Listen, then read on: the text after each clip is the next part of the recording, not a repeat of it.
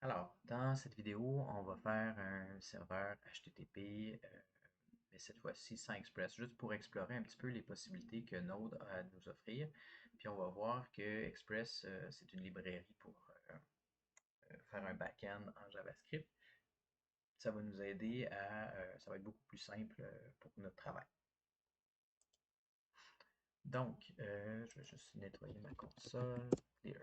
On commence dès le départ. Donc, dans la vidéo précédente, on a installé des dépendances, on a initialisé notre projet, on a mis notre module dans le fichier gitignore pour ne pas l'ajouter à Git par erreur. Donc ça, je peux fermer ça. Puis on a un dossier index.js qui est notre fichier de départ. Ce qu'on va faire, c'est qu'on va rajouter un script start et on va pouvoir tester node.js au lieu de le taper à toutes les fois. Donc, par exemple, si j'arrive ici, ce que je veux faire, patate,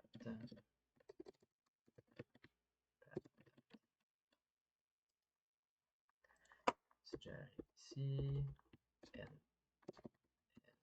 pm, start, ben là, ça vient exécuter, puis on voit que j'ai bien mon patate qui a été mis dans la console.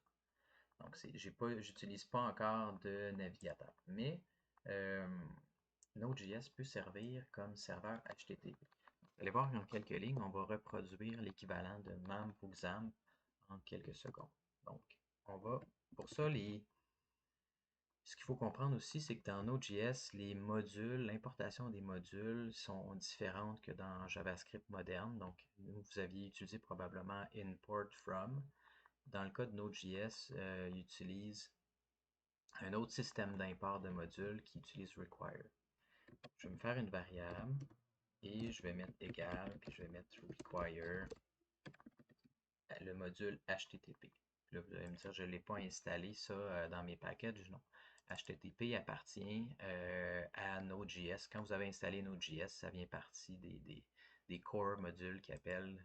Il y en a plusieurs. Il y a PAT pour les chemins, il y a HTTP pour les serveurs, il y a FS pour File System qui permet de lire ou écrire des documents. Puis là, on va se créer un serveur web. Serveur est égal à http.create server. J'y reviens après. Puis on veut démarrer notre serveur. Serveur.listen. Puis listen va prendre un port. Donc ça va prendre une porte d'entrée. Parce qu'on va faire un serveur qui est local. Ça veut dire qu'il va fonctionner uniquement sur notre machine pour l'instant. Puis, on a besoin de lui mettre une porte d'entrée. Donc, souvent, les applications Node, on va commencer avec des ports dans les 3000. Souvent, PHP, historiquement, c'était plus 80 ou 80-80.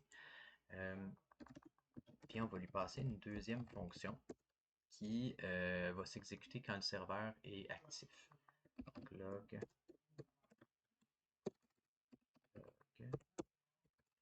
le serveur est démarré sur le port 3000. Donc, une fois que ça va être exécuté, ben, le serveur va être en attente d'action sur localhost avec le port 3000. Qu'est-ce qui va se passer? Ben, il va y avoir une fonction anonyme qui va être exécutée. Cette fonction-là, elle prend deux paramètres, la requête et la réponse. La norme, c'est d'utiliser rec pour request, res pour response. Puis, mais vous pouvez l'écrire requête et réponse au complet. Puis, on va juste res.end. On va dire bonjour. Donc, ce que ça permet de faire, c'est de dire, OK, quand je vais, peu importe l'URL que je vais mettre dans ma barre de navigation, ben, ça va retourner le texte bonjour. Donc là, je vais redémarrer mon changement npm run start. Ah, puis là, on voit que ben, mon serveur est en attente, puis ma console, elle ne s'est pas terminée. Parce qu'il est en attente, un serveur web, c'est toujours actif, à moins qu'il y ait une erreur.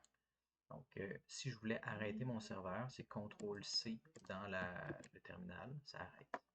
Si je veux revenir à une commande précédente plus rapidement, pour ne pas avoir à la taper, je peux utiliser les flèches du clavier, npm run start. Ensuite, je vais aller dans ma page web. Si je mets localhost 2.3000, donc mon serveur local au port 3000, le port c'est comme une porte d'entrée, on ne peut pas avoir deux exécutions sur la même porte, donc c'est sûr qu'il faut faire attention. Si vous avez déjà un autre serveur qui utilise 3000, mettez un autre chiffre. Puis là, on va avoir la réponse de bonjour. Puis là, c'est là que vous allez voir la différence entre Express puis un serveur que vous faites à la main. Bien là, dans ce cas-ci, si je voulais créer une page web, donc j'aimerais retourner une page web, on va commencer ça simple, on va se faire un gabarit. On va se faire une chaîne de caractères dans laquelle on a tout simplement une balise H1. Puis on va mettre bonjour là-dedans à la place. Bonjour. Puis je vais mettre mon gabarit. On va mettre autre chose, on va mettre Allo juste pour être sûr qu'on voit la différence. Donc là, au lieu de mettre juste du texte, je vais mettre du HTML qui va être interprété par la suite par mon navigateur. J'arrive, j'essaie de recharger, mais je vois bonjour, je vois pas Allo. Le problème, c'est que Node.js doit être redémarré à toutes les fois qu'il y a un changement, parce que ça vient mettre un petit peu en cache tous les changements. Puis là, si j'arrête et je redémarre, si je rafraîchis, bien là, tout d'un coup, j'ai mon Allo qui fonctionne. Puis là, vous allez me dire, ah, j'espère qu'on ne va pas faire ça toutes les fois qu'il y a un changement, puis que je programme, fermer, puis redémarrer. Non, c'est pour ça qu'il y a des extensions, des packages de développement. On va utiliser npm install nodemon, si vous ne l'avez pas déjà fait dans la vidéo précédente, -save, -dev. Donc, ce que ça va permettre de faire, nodemon, ça va redémarrer pour nous, il va détecter les changements, on va sauvegarder, puis ça va recharger le serveur pour nous. On n'en a pas besoin en production, on en a juste besoin en développement. Donc pour ça, on va aller dans les scripts, virgule, dev, puis on va mettre la commande nodemon, puis là je vais mettre mon fichier index.js. On ne met pas de virgule dans le dernier élément d'un objet JSON. Donc maintenant, au lieu de faire npm start, je vais faire npm run dev, puis là c'est nodemon qui va s'exécuter.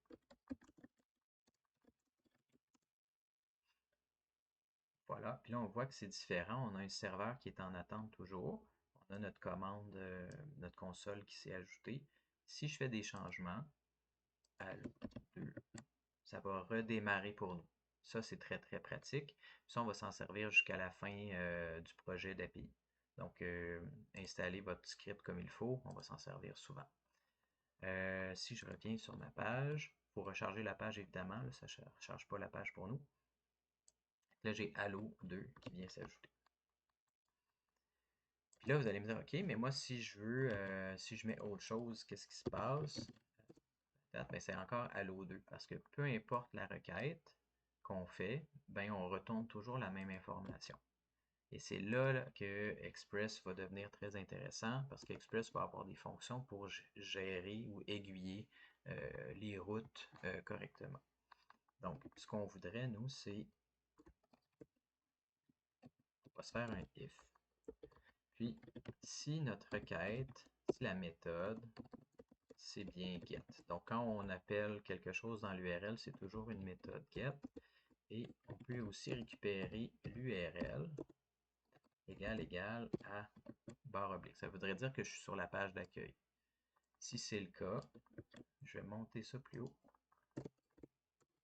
Ça ici, puis je vais utiliser let à la place, comme ça je peux m'en servir partout. Puis, ici, si c'est ma page d'accueil, c'est gabarit, ben, excusez, je recommence ma phrase, c'est pas logique. Donc, si je suis sur ma page d'accueil, ben, j'aimerais afficher accueil à la place.